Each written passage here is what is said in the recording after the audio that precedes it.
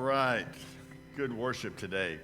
We're continuing our theme on how to have everything you want. No, how to want everything you have. So take out a piece of paper, pen, and first of all, I want you to do this for me real quick. I want you to write down the last 5 things you complained about. Or the last 5 people you complained about. All right? If you don't want to write them down, just get them in your head. You got them in your head? All right. All right, so you've got the last 5 things you complained about or the last 5 people that you complained about, okay? And if you need another sheet of paper, the ushers will bring one to you, and you can fill it out depending on how long your complaints last. So this is Thanksgiving week, and for us, for our family, now this is not true now, for our family, when our children were young growing up, Thanksgiving Day was a day of travel for us. First time we went to Barbara's uncle's house where we had a great Thanksgiving dinner. Our cousins came in. We played flag football, touch football, had a great time. And then we had to leave in time to go to my parents' house near Chattanooga, Ringgold, Georgia, and have Thanksgiving there. So it was a day of travel. Anybody else, you travel on Thanksgiving Day like us? It's a day of travel. And so when we would put the kids in the car, immediately came the refrain from the back, and they said what? How long till we get there? You know, how long till we get there? We're bored. How long till we get there? Now, you know, with kids, they don't have the concept of time. Like, and I could say 3 hours, but what's 3 hours to a kid? But at that time, Michael loved the Power Rangers. And the Power Rangers were a 30-minute show. So I would say, okay, Michael, 6 Power Rangers. Or 6 Barneys. You know, whatever show they're watching that time. And oh no, it's going to take so long to get there. And I'm thinking, you've just come from a Thanksgiving dinner where you stuffed your face. You're going to a Thanksgiving dinner where you're going to stuff your face again. You're riding in a miracle of engineering. You're in an air-conditioned car. The seats are comfortable. The ride is smooth. We're going to be there in just a little while. We're traveling 60 to 70 miles per hour. Your grandparents would have had to walk. They were never gone that far away from home. You'd had to ride a mule or a donkey or a horse or a wagon, okay? You have windows, and outside those windows is God's creation you can look at. Enjoy that. How many of you think that we do not appreciate what we have? Now, not only that, but kids today have it so much better. Do you know that there are movie screens inside cars that kids can watch videos? Did you know that? Not only are there screens in cars, each child can have their own screen. My goodness, people, how spoiled are we that each child can have their own screen? Am I right or wrong? What's wrong with God's creation, the trees, the mountains, the leaves, looking at, what's wrong with that? Oh, God's creation is not good enough for me. I've got to watch something a cartoon on this screen that's fake and just an imitation. I can't watch the real thing. Right? I know. How spoiled are we? And how often do we complain about things that really, think about it. All right, I've found some memes on complaint. It said, if I told you complaining without providing a potential solution is called whining. Is that true? That's true, okay? When people complain about how much makeup I buy, I could be a drug addict. Do you realize how lucky you are? Any significance to reality is completely unintentional, so don't take it personally. I'm not pointing at anybody. What if I told you just because someone doesn't complain about their life, it doesn't mean it's easier than yours? I don't always complain, but when I do, I make sure it's about something useless. What if I told you you're living in the most prosperous, peaceful period in all of human history? And that's true. We are living in a time in history that no one has ever lived in before. Never have people been as prosperous and as peaceful as it is now. But go ahead. So you're telling me that when parents get their child the wrong color iPhone, the kids complain? Huh? That when they get the kids the wrong color, you've got your own phone. Kids have their own phone. It's unbelievable. So you're telling me that you have free water and clean tap water, but you only drink bottled water that you have to buy.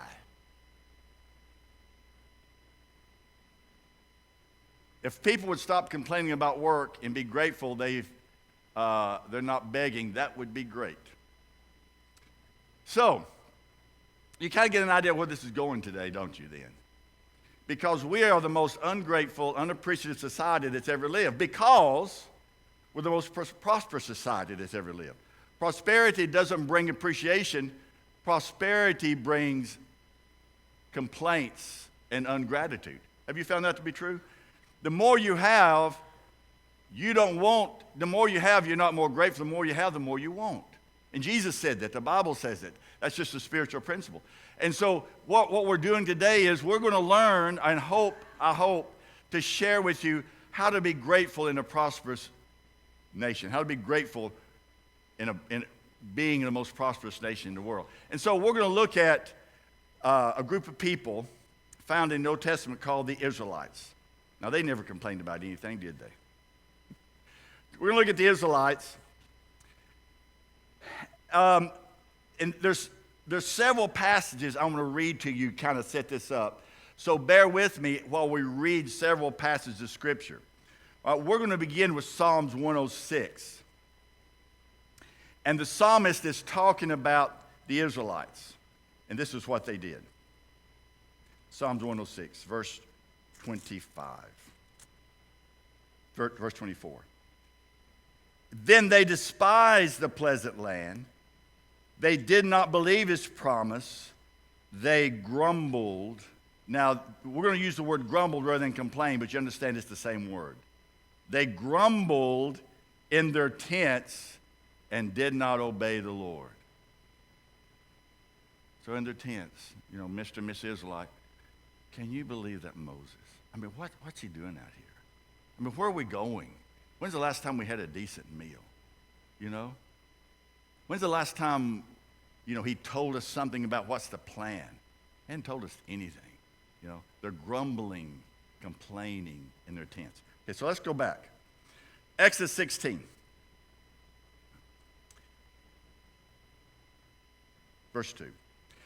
In the desert, now they've been out maybe a month and a half now. In the desert, the whole community grumbled against Moses and Aaron. The Israelites said to them, if only we had died by the Lord's hand in Egypt. There we sat around pots of meat, ate all the food we wanted. But you've brought us out into this desert to starve this entire assembly to death. The Lord said to Moses, I will rain down bread from heaven. The people are to go out each day and gather enough for that day. And this day I will test them to see whether they will follow my instructions. On the sixth day, they'll prepare what they bring in. There'll be twice as much as they gather on the day. So let's move on down. Let's go on. Verse 6. So Moses and Aaron said to all the Israelites, in the evening you will know that it was the Lord who brought you out of Egypt. In the morning you will see the glory of the Lord because he's heard your grumblings against him. Who are we that you should grumble against us, Moses said. You will know it was the Lord when he gives you meat to eat in the evening and all the bread you want in the morning, because he's heard your grumbling against him. Who are we? You are not grumbling against us, but against the Lord. Now, we're going to make a point of this later. So I'm setting you up. When you complain, you're not complaining about your situation, about your wife, your husband, your boss. You're complaining about God. Let that sink in for a minute. All right. Now let's look at Deuteronomy, the 8th chapter.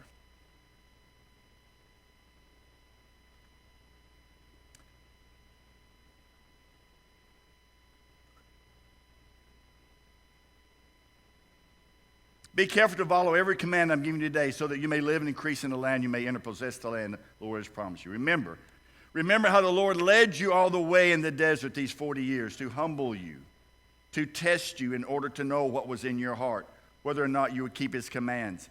He humbled you, causing you, what? Causing you to hunger, then feeding you manna, which neither you nor your forefathers had known, to teach you that man does not live by bread alone, but every word that comes from the mouth of the Lord. Verse 4. Your clothes did not wear out. Your feet did not swell there in these 40 years. Know then in your heart that the man disciplines his son, so the Lord disciplines you. All right?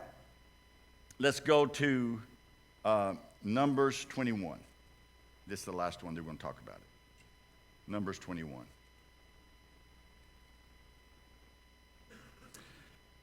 They traveled from Mount Hor along the route in the Red Sea to go around Edom. But the people grew impatient on the way, and they spoke against God and against Moses. Why have you brought us out of Egypt to die in the desert? There's no bread, there's no water, and we detest this miserable food. Then the Lord sent venomous snakes among them, and they bit the people, and many of the Israelites died. That would be a way to quit grumbling, is to send venomous snakes to people that are complaining. Okay, so let's talk about what's going on in these passages. God has the promised land for the Israelites. Remember, they are slaves in Egypt. Slaves. They are made to work and work hard. They are not free to do what they want to do. They're slaves. God says, I'm going to take you out of slavery into the promised land. And what's the promised land like? What does he call it? It's flowing with what? Milk and honey. A wonderful place. Prosperous. You'll have food. Your flocks will increase. You will have everything you want. A great place you're going to. So you're going from slavery to the promised land. How much is it costing you? How much is God charging you for this journey? To go into his land that he has prepared for you. What's it costing you to go there? How much? 0. And so here we go. We're on this journey. So we leave slavery going to the promised land. So guess what? There's a distance between there and there. There's a distance. We have to get there. We have to walk. And sometimes it's hard. And we get tired. And sometimes it's difficult. And there are obstacles we have to go around. Oh, wait a minute. That's a metaphor for life, isn't it? You see what I'm saying? We were in slavery. We were enslaved to sin. Right? All of you were. God saved you. He brought you out. He has a good place going for us over here. What's it called? Huh? Heaven or eternity? Is it a good place? Wonderful place. He's prepared for you. How much is he charging you to get in? It's not like Six Flags where you have to pay a price. How much is he charging you to go to heaven? How much? Nothing. It's paid. Christ paid the debt. You get it for free. Co-heirs with Christ, everything. But guess what? We have to get there. It's called life, guys. It's called life. And sometimes the journey is difficult. And sometimes it's hard.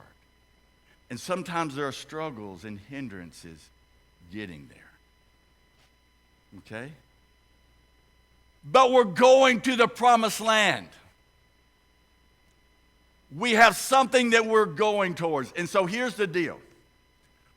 When you complain, when you gripe, when you grumble, what you are saying is exactly what God said the Israelites are doing. You're despising heaven. You're not thinking about God's purpose and plan and what He is doing. You're only looking at this present situation and how terrible it is, and not remembering that God has prepared something much better for us that's free that we're going to. Instead, we're focused on how hard it is getting there. How long is it going to be? I'm so bored. This life is so hard. God, how can you make me go through all of this? You're forgetting what God is doing. You were enslaved. He could have left you there, couldn't He? But He didn't. He brought you out. He's taken you to a good place. There is life in between.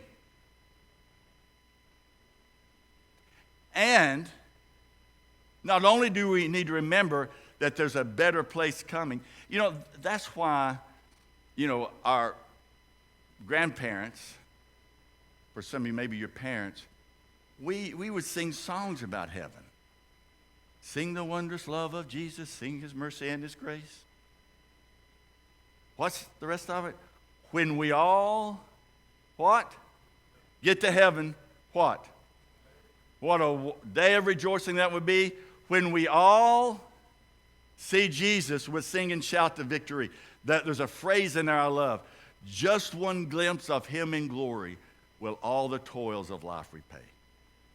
Sometimes we need to sing songs about heaven to remind us that there's a place that God's prepared for us that we're going towards. That's better than this life.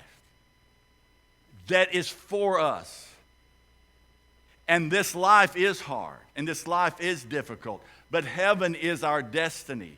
We're on a journey to get there. Don't ever forget that God has something better prepared for you than this. Paul says that no matter what we have to go through, there's nothing compared to the glory that's waiting for us in eternity. There's nothing that compares to that.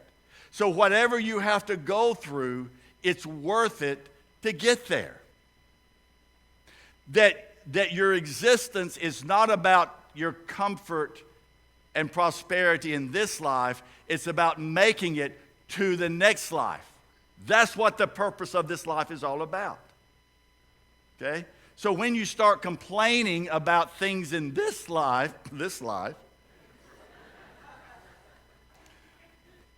you're forgetting that God has something better prepared for you. And not only that, you remember what He said in Deuteronomy? He said, I purposely brought you around the Longabout Way. I purposely caused you to be hungry and then fed you, caused you to be thirsty, then gave you something to drink, so that you would learn to trust me and that I provide for you. That wasn't an accident.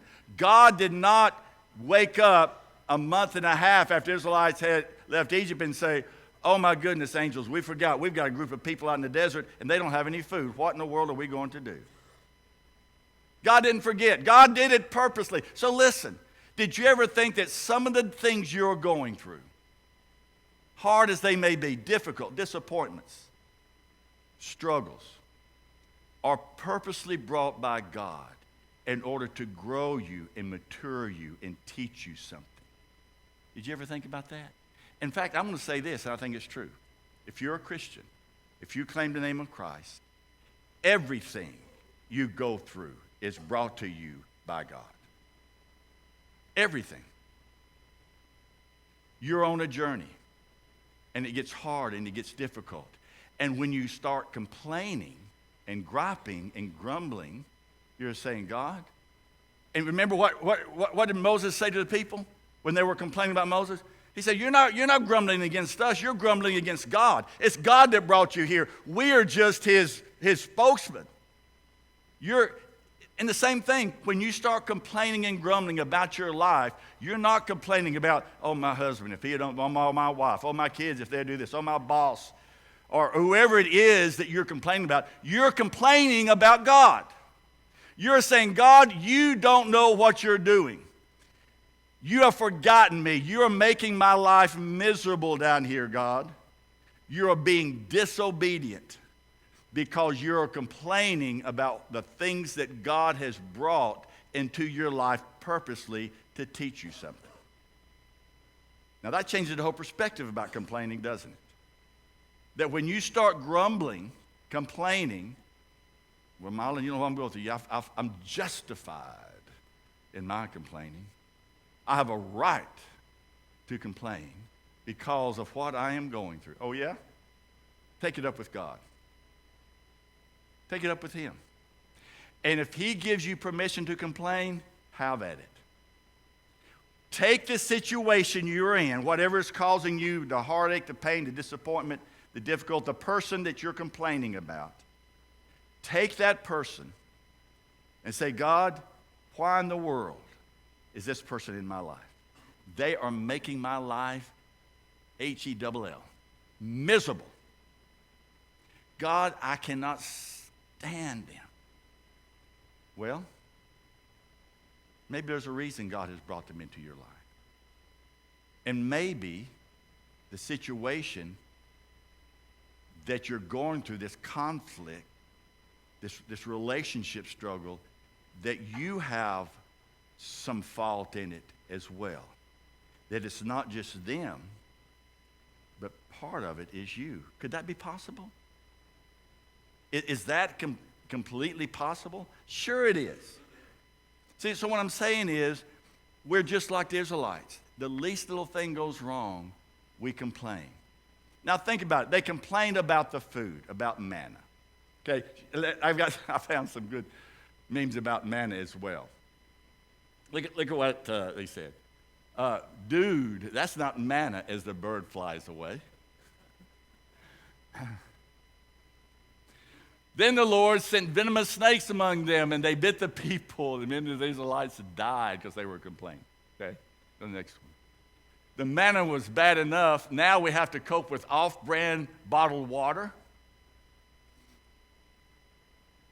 We've been wandering in this desert for 40 years, but he's a man. Would he ever ask directions? One-bar service. At least in Egypt, we had a better signal.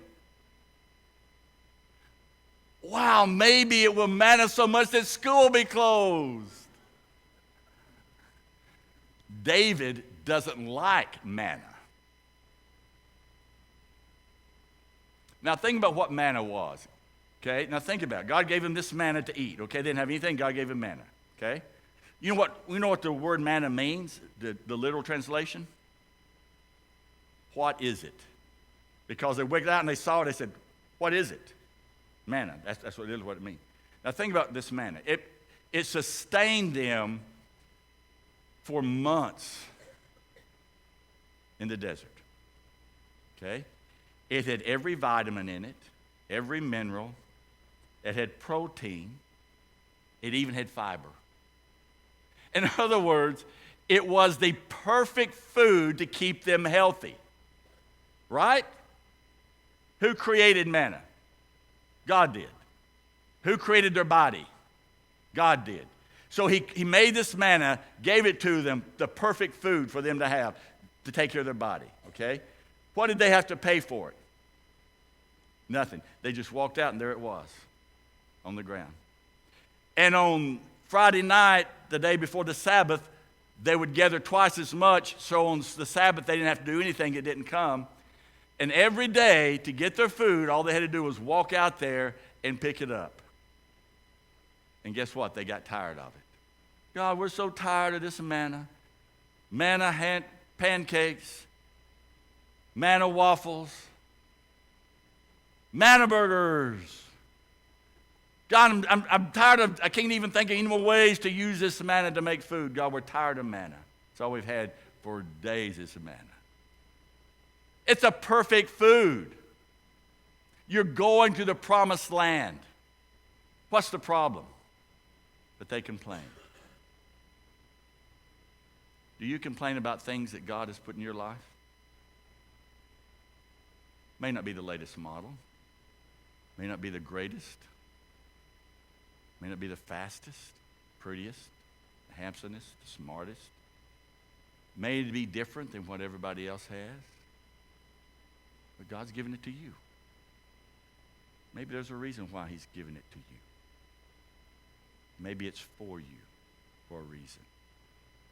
And when you complain to God about what he has given you, you're saying, God, you don't know what you're doing. That's disobedience. That's disrespecting God. Rather than believing that God is in control, rather than remembering, oh, that's right, I was. But you see what the Israelites did? Let's go back to Egypt. Oh, we had pots of meat. It was so good, and we had pots of meat in Egypt. Life was so much better in Egypt. You were slaves in Egypt. Give me a break. You've forgotten what Egypt was like. You were slaves. God has something better for you. You're going there. It's not costing you anything. Yes, it's a journey.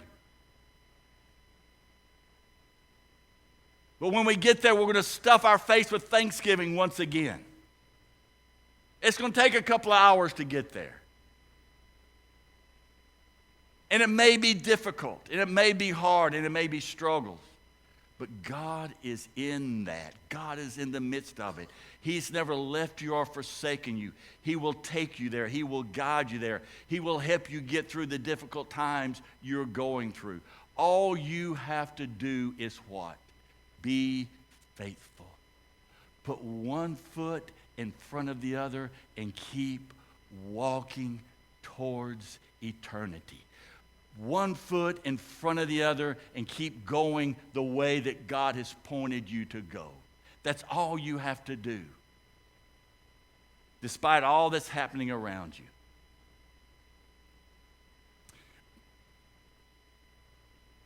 Paul has a great passage in Philippians. Philippians, the 4th chapter.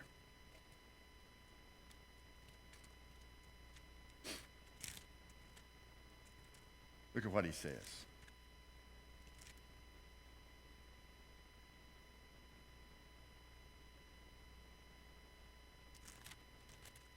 It would help if I got to the right book, wouldn't it? There we go. Verse 11. I am not saying this because I am in need. For I have learned, say learned. This is not normal. This is not something that you're born with. It's something you learn. It's a process. It's a maturing. It's something that you gain training in. You learn. I have learned to be what? Content. Whatever the circumstances. In other words, my circumstances do not dictate my attitude.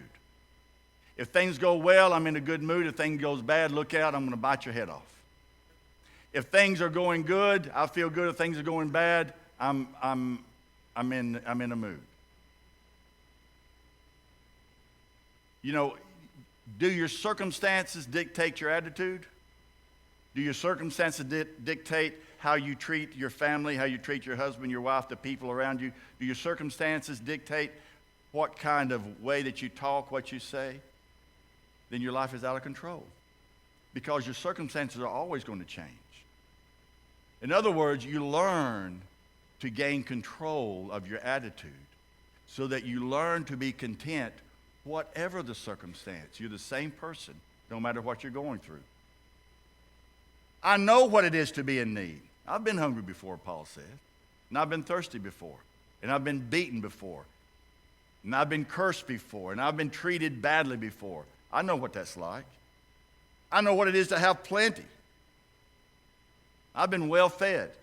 I've learned the secret of being content in any and every situation. What does any and every leave out? What are the exceptions to that? What are the exceptions to any and every? None. So give me your excuse. Give me your exception. Tell me why what you're going through, you have a right to act the way you're acting because of it. Tell me why, because of what you're going through, you have a right to treat your family the way you're doing. Tell me why then you have a right to say the things you're saying and feel the way you're feeling and do the things you're doing because of something. Tell me why you have the right to do that. When he says, I've learned the secret of being content in any and every situation, whether well-fed or hungry. Now, again, this is not normal. This is not natural. This is not something that you need to, that people who do not know Christ cannot do. Because he says, the secret is this: I can do everything through Christ who gives me strength. Now, the only way this is possible is to know this. Now, listen. Christ is enough. Okay? Jesus is enough. In other words, when I complain, that means there's something that I feel like isn't enough. I need something. Something didn't happen like I wanted it. Something didn't happen like I felt like I needed. That there's a lack in my life. And I'll complain about it. Well, Paul is saying, no. Jesus is enough. That if you know Jesus, he's enough. You can go through anything. You can have a lack of anything else. Because if you have Jesus, that's enough to make you content no matter what situation you are in. Because when you start complaining, you're saying, Jesus isn't enough for me. I need something else. I need Jesus and people to talk nice to me. I need Jesus and this situation to go right. I need Jesus and whatever thing that I feel like I lack. I need Jesus and all this other stuff to make me comfortable so that I won't complain. No. Jesus is enough. Is Jesus enough for us? Is what he did on the cross enough for us? Is him bringing us out of slavery, taking us to eternity where we're co-heirs with Christ, where we'll inherit everything that Christ inherits, where we'll live forever with him? Is that not enough for you, that you've got to complain along the way about things that really do not matter and are insignificant? Yes? You agree with me or not? You're looking at me like calf at a new gate. You know it's true that most of the things we complain and gripe about are so insignificant, they're laughable. So insignificant that they don't even matter. Paul says, I've had it hard. I've been beaten and stoned. He says, I've had it good. But I've learned. It takes a lot. It takes a while. It's a process. I've learned that I can be content, whatever the situation, because Jesus is enough. People will disappoint you. Circumstances will disappoint you. Life will disappoint you. But Jesus is enough. He's enough. He's enough. And when you learn that, life gets so much better because you become content, whatever situation you're in. Whatever happens today, that's fine. I'll deal with it. Jesus is enough. I have Jesus. I have eternity. Whatever happens is insignificant. Whatever happens today, whatever disappointment I go through, it's okay. I have Jesus. I have eternity. That is there for me. I know. I can deal with this other stuff knowing that I've got something better coming. You see what I'm saying? Is he enough for you? There's a game we play. It's called Ain't It Awful. You ever played Ain't It Awful? You've all played Ain't It Awful. Here's how it goes. I start. I say, ain't it awful it rained yesterday? Then Clay says, yeah, ain't it awful I didn't get to go outside? All right? And then Whitney says, yeah, ain't it awful that it's flooding? In other words, I start, ain't it awful, and you continue it all. then you can say, ain't it awful? You know, it's contagious. In other words, complaining and griping and whining is contagious. You start it and other people chime in.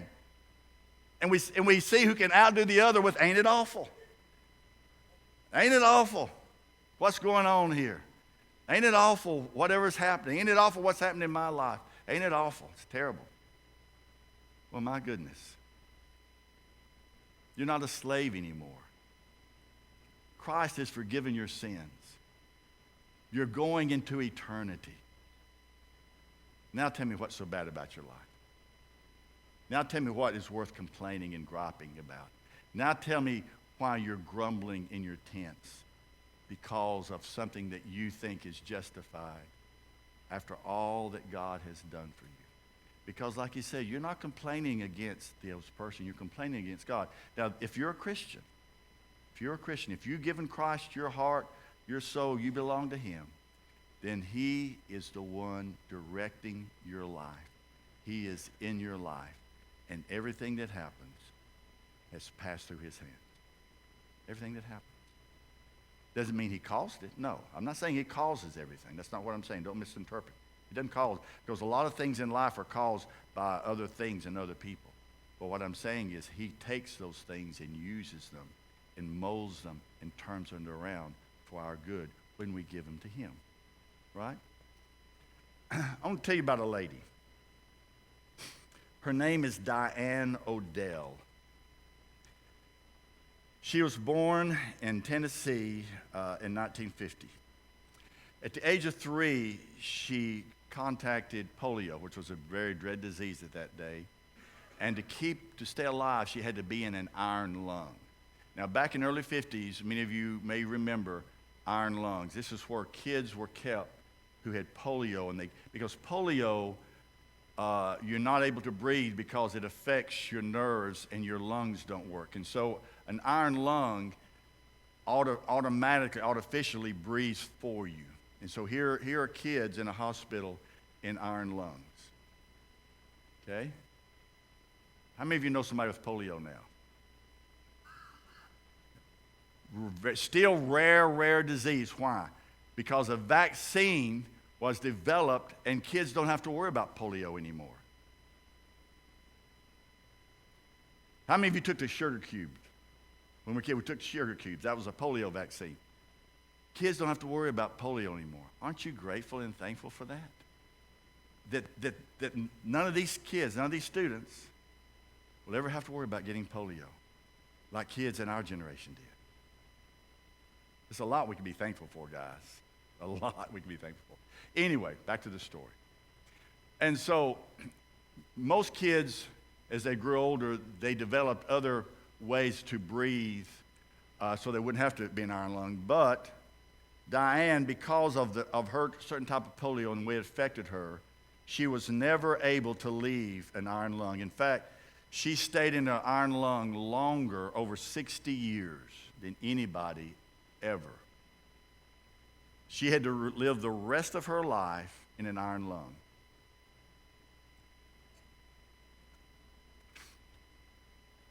Imagine life in an iron lung. That's her right there. That's the way she lived her life.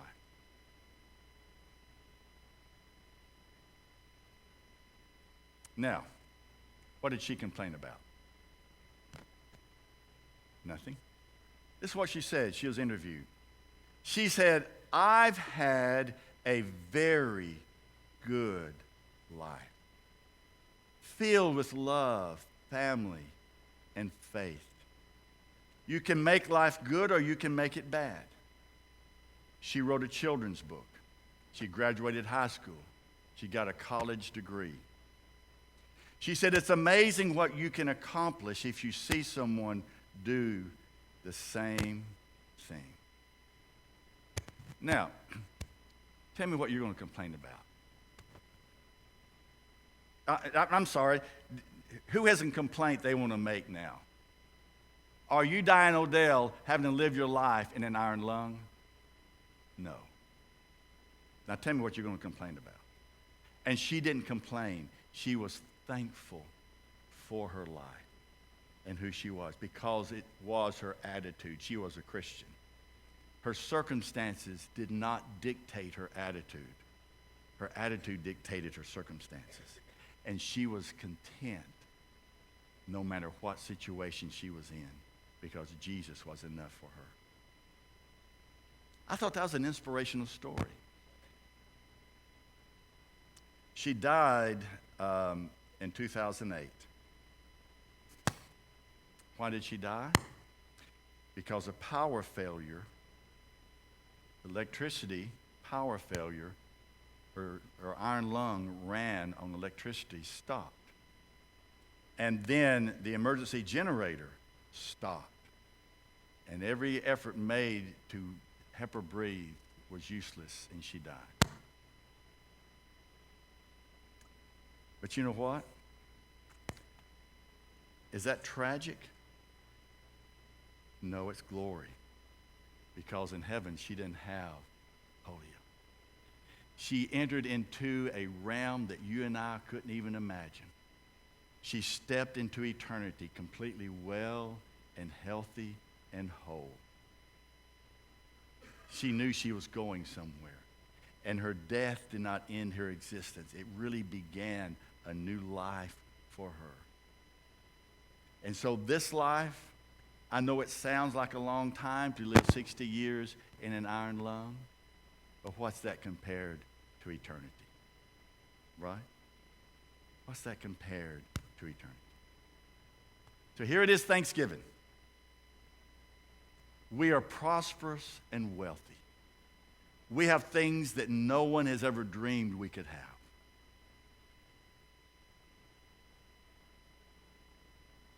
Are you thankful and grateful today? Are you grateful for what God has done for you? Are you able to say, I am content, whatever the situation? Are you grateful for the people in your life, even the people that are difficult? Are you grateful for them? And say, thank you, God, for this person you've brought into my life. It's hard.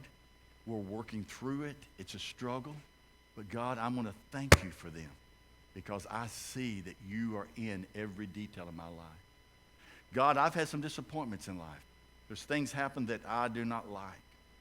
But God, I know that you're in control. And God, everything that comes into my life is passed through your hands. And I know, God, that you're going to take it and use it for my good somewhere down the line. So God, I'm going to trust you with that. God, I'm not going to let what happens today dictate my attitude and mood and how I treat others. No, what I'm going to do, God, is I'm going to be content and accept it and trust you. And I'm going to treat everyone the same, no matter what I'm going through, because I am content and you are enough. Let's bow our heads.